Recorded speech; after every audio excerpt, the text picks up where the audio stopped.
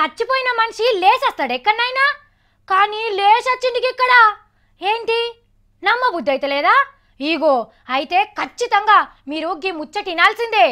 మంత్రాలు దయ్యాల సినిమాలు తీసిన విఠలాచార్య ఆలోచన కూడా అందరి చిత్రమోటి మహబూబ్ నగర్ జిల్లా మిర్జిల్ అనే ఊళ్ళే జరిగింది. పేపర్ల గీ పోటు చూస్తున్నారా? గుర్తు తెలియని మనిషి రైలు కింద పడి చచ్చిపోయిందని వార్త వచ్చింది. అయ్యో ఎంత పనైపాయే, ఇంట్లో పెళ్ళంతోటి కిස්සర బసరై చచ్చిపోయిందని అందరు ఏడ్చిండ్రు. పోలీసోళ్ళ తానికి పోయి గీ పీన్గా మా మనిషే పేరు పెంటయ్య అని చెప్పి ఇంటికి తెచ్చుకున్నారు. ఊరోళ్ళు చుట్టాలు పక్కలు అంతా కలిసి ఇగో గిడ బొంద పెట్టి సాగు చేసిండ్రు. 11 వద్దుల్లా దినాలు చేయాలని డప్పు సాటింపు కూడా వేసిండ్రు. ఈడిదాకా అంత మంచిగానే నడిచింది.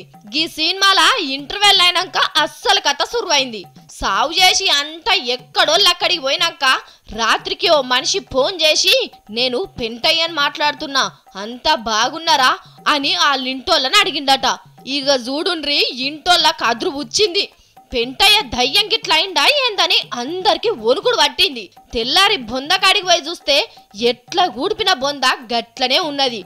ఏం జరిగిందో అర్థం కాక అందరూ ఎంటికెళ్ళి పీక్కుంటుంటే ఇగో పెంటయ్య ఊళ్ళో అడుగు పెట్టిండు.